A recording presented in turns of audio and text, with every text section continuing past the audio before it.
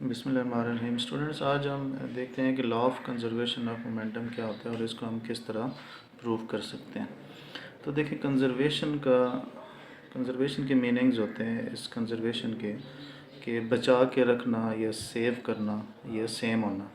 जिस तरह हम आजकल एनर्जी क्राइसिस है, तो हम कहते हैं जी एनर्जी को कंजर्व किया जाए, एनर्जी को बचाया जाए, ताकि वो एनर्जी के जो रिसोर्सेज हैं वो ज़्यादा अरसे तक हम उसे यूटिलाइज़ कर सकें, वो ज़्यादा अरसे तक चल सकें।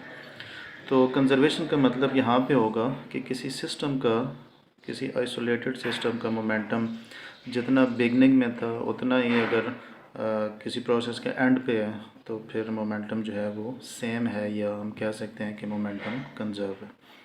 तो इसके लिए हम एक कंसिडर करते हैं टू बॉल्स को। सपोज़ हमारे पास ये टू बॉल्स हैं, ए और बी, और हम इनकी कुलियन करवाते हैं। ये जो अभी टू बॉल्स हैं ये बिफोर कुलियन है, और बिफोर कुलियन बॉल ए की वेलोसिटी है u1 और बॉल बी की वेलोसिटी है u2।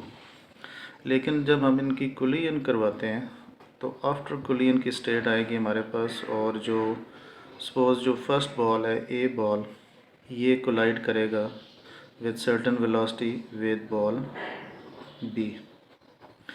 तो जो ए बॉल है ये कुलियन जब करेगा तो किसी वेलोसिटी से मूव करके ये बॉल बी तक जाएगा और इसकी वेलोसिटी हो जाएगी v1, और जो बॉल 2 है इसकी वेलोसिटी हो जाएगी v2।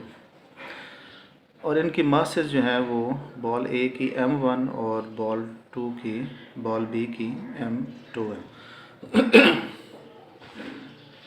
अब देखें, जब बॉल ए बॉल बी से कोलाइड करेगा तो उसके ऊपर कोई फोर्स लगाएगा, लेकिन रिएक्शन के तौर पे according to third law of Newton ये जो बॉल बी है ये भी इसके ऊपर फोर्स लगाएगा इन द अपोजिट डायरेक्शन।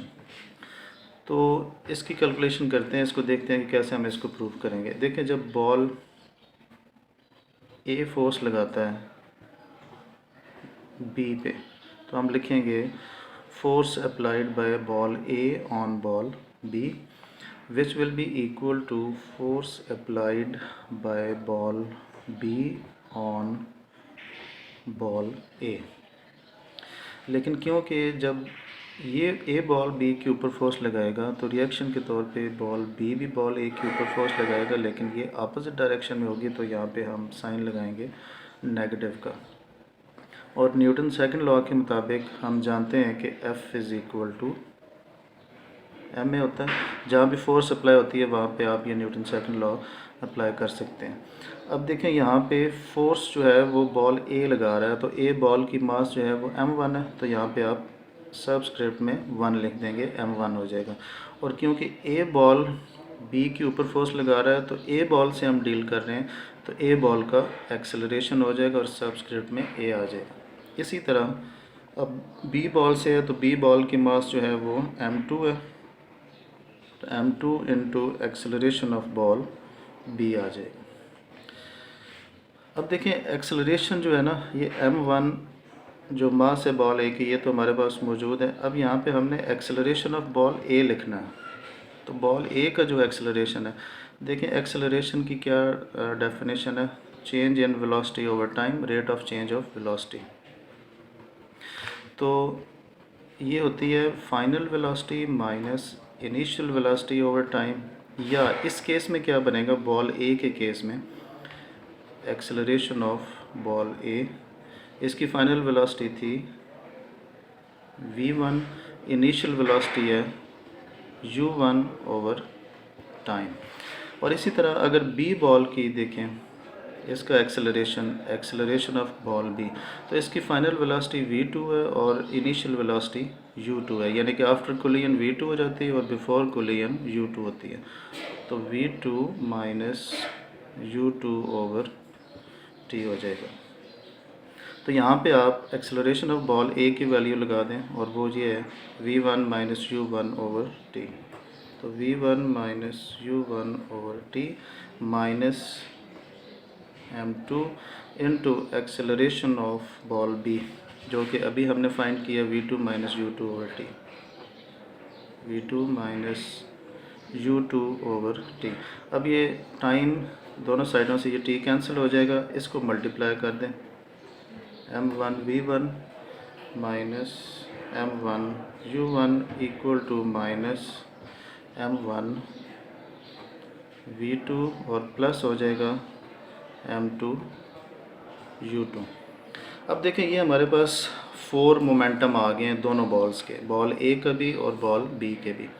जो v वाले हैं जिन मोमेंटम्स में, ये देखें मोमेंटम क्या होता है, mass, product of mass into velocity. तो ये सारे product of mass into velocities हैं, कुछ बिफोर कुलियन है, कुछ आफ्टर कुलियन है। तो जितने भी v1 वाले हैं वो आफ्टर कुलियन वाले मोमेंटम है, और जितने v1 और v2 वाले हैं वो आफ्टर कुलियन वाले हैं, और u1 और u2 वाले बिफोर कुलियन वाले हैं। तो ये दोनों बॉल के मोमेंटम्स हैं बिफोर एंड आफ्टर कुलियन। तो अगर हम इनमें से जो v वाले मोमेंटम है, वेलोसिटी वाले, v वेलोसिटी वाले, वो आफ्टर कुलियन वाले हैं, उनको एक साइड पे कर लेते हैं। m1 v1 ये माइनस साइन के साथ है, ये इसको लेफ़्ट साइड पे लेके आए तो प्लस हो जाएगा m1, ये हो जाएगा m2 m2 v2 equal to, इसको तो लेके जाएंगे तो ये प्लस हो जाएगा m1 u1 plus m2 u2। ये आपके पास आ गया मैथमेटिकल फॉर्म है law of conservation of momentum की। अब देखें ये दोनों बॉल्स का मोमेंटम है, बॉल ए और बॉल बी के मोमेंटम्स हैं आफ्टर कुलियन, और ये दोनों बॉल्स के मोमेंटम है राइट साइड पे बिफोर कुलियन।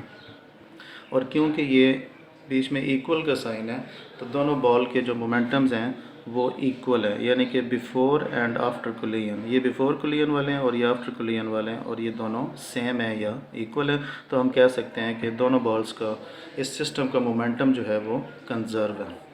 तो ये कंजर्वेशन ऑफ मोमेंटम भी लॉ है, जो कि जिस तरह conservation of energy, conservation of angular momentum और बहुत सारे कंजर्वेशन लॉज हैं फ़िज़िक्स के अंदर।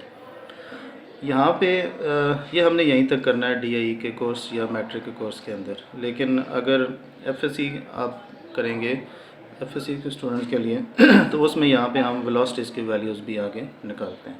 तो DIE के लिए यहाँ तक ये काफ़ी है।